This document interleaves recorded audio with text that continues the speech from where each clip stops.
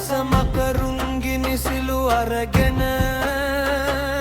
රාවණ පිටියට ආවා